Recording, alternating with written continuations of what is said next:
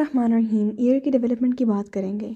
यहाँ पर आप देख रहे हो कि this is actually the wall of the hind brain, ठीक है ना। तो on one side of the wall of the hind brain, ये जो ब्लू में आप देख रहे हो दिस इज़ द एक्टोडर्म, ये जो पिंक में है this is actually the mesoderm, और जो येलो में है that is basically the endoderm. Ectoderm से जो है आपके पास एक ऑटिक प्लैकोड बनता है, ठीक है, जो बाद में एक पिट बनाता है, ऑटिक पिट, और वो ऑटिक पिट लेटर आपके पास क्या बना देता है, एक ऑटिक वेजिकल। ये जो ऑटिक वेजिकल है ये बाद में डिफ्रेंशिएट हो जाता है into a dorsal component and a ventral component.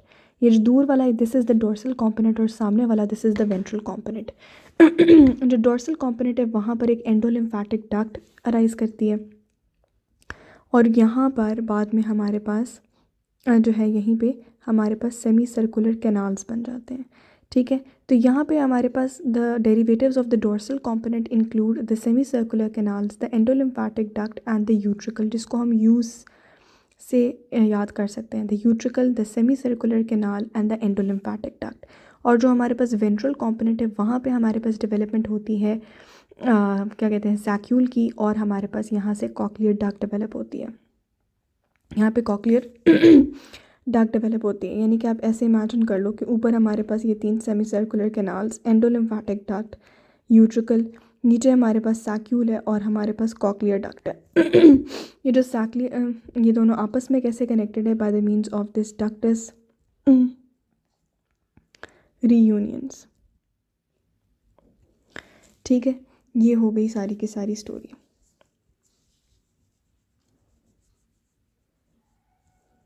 ठीक है।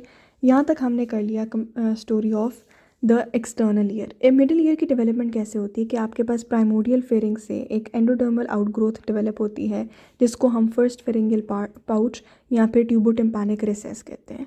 इस ट्यूबोटिम्पैनिक रिसेस का जो फेरिंगियल प्रॉक्सिमल पार्ट है that leads to the formation of this pharyngotympanic tube, and the distal part leads to the formation of this tympanic cavity.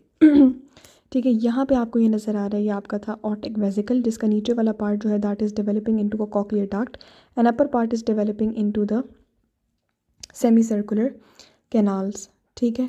अच्छा, ये हमारे पास इसका डिस्टल पार्ट जो है that is developing into the tympanic cavity, ठीक है। अच्छा, यहाँ पे साथ ही हमारे पास डेवलपमेंट हो रही है, किस चीज़ की डेवलपमेंट हो रही है, आपके मेलियस, इनकस और स्टेप्स की।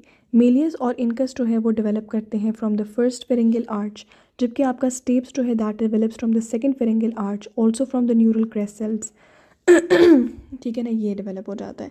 तो ग्रेजुअली क्या होता है कि आपकी जो टिम्पैनिक कैविटी है इसका जो पार्ट होता है ये ग्रेजुअली आपकी इनको भी इन मिडल ईयर ऑसिकल्स को इन्वेलप कर लेता है। मिडल ईयर ऑसिकल्स का क्या काम होता है कि आपकी एक्सटर्नल ऑडिटरी मियाटस से या आपकी टिम्पैनिक मेम्ब्रेन से साउंड को ट्रांसमिट करना होता है to the oval window. Last हम बात कर लेते हैं about the tympanic membrane. Tympanic membrane के 3 डेरिवेटिव्स होते हैं। टिम्पैनिक मेम्ब्रेन डेवलप होती है, ठीक है, फ्रॉम दिस एक्टोडर्म, ठीक है, ऑफ दिस फेरिंगियल ग्रूव, ठीक है ना, ये ectoderm of the pharyngeal groove. इसके बाद आपके पास मीजोडर्म, ठीक है, of the first and the second pharyngeal arches and the endoderm of this tubotympanic recess. इससे हमारे पास ये टोटल एक चीज़ बनती है जिसको हम कहते हैं टिम्पैनिक मेम्ब्रेन।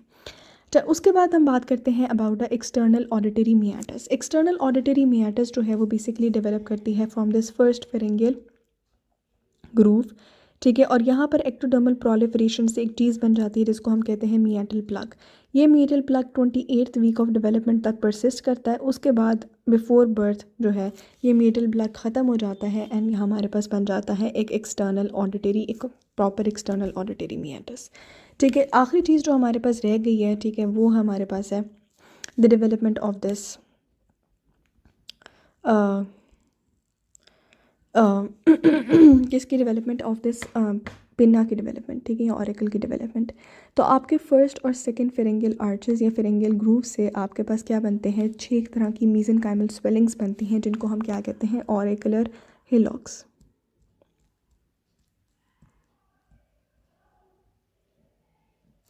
ठीक है। ये जो ऑरिकुलर हिलॉक्स हैं, ठीक है ना, ये हमारे पास फ्यूज़ करके ऑरिकल की डेवलपमेंट कर देते हैं। जबकि जो आपका लॉब्यूल होता है वो शुरू में पैदाइश से पहले that is there in the base of the neck, और वहाँ से ये असेंड करके आपके पास कहाँ आता है, वापस आता है towards the end joins the auricle, ठीक है। आखिरी बात एक रह गई है कि that is tensor tympani and stapedius ने कहाँ से डेवलप होना है। Tensor tympani develops from the first pharyngeal arch where is the stapedius it develops from the second pharyngeal arch. ठीक है, तो यहाँ पे होती है हमारी ईयर की डेवलपमेंट कंप्लीट।